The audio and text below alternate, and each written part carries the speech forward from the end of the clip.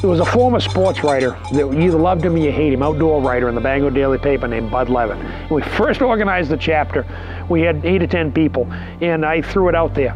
Well, at the Bud Levitt chapter, we about had a riot because there were 5 likers and 5 dislikers there. And, okay, enough said. Central Maine chapter, geographic, let's call it that. Let's get moving. Since then, every year we threaten at the supper, and I think I might bring it up again this year. Let's do something significant. You know, you get the Burton Spiller chapter in southern Maine. Now it's the Russ and Carol Dyer chapter because they had 35 years on the ground with it. One thing that Mainers do with grouse, a tradition in Maine, is Saturday night baked beans. And if you get a grouse or 2 Saturday, you drop them in the bean pot and slow cook them. And so I always said, let's call it the Bird in the Bean Pot chapter, because the only people who put birds in the bean pots are Mainers. You know, it's or maybe New Brunswick, but it's kind of a local thing.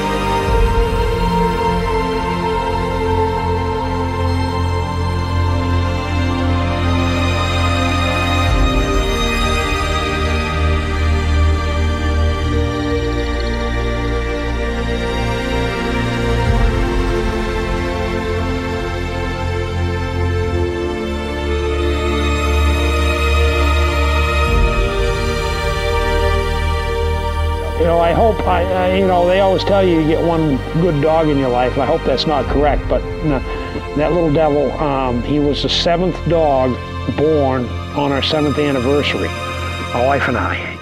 Gifted. That dog was gifted. If he told you there was a partridge under this porch, there was a partridge under this porch.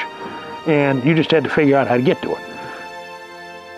The guy called him a buck-tooth freak. He had quite an underbite to him. And but he just handled grouse and threaded through the woods like a demon. He just light on his feet, very rarely bumped a bird, just had a gift for it. He'd sneak in them on like a cat. And when it was time for him to go, lymphoma took him at 8½. He started failing in July.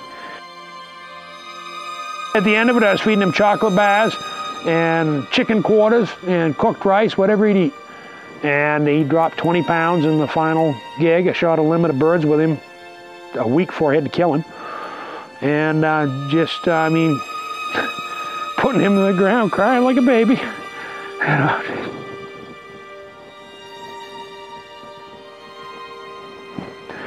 But they're part of the family. Gaddis is right, and price of having a dog's putting him in the ground.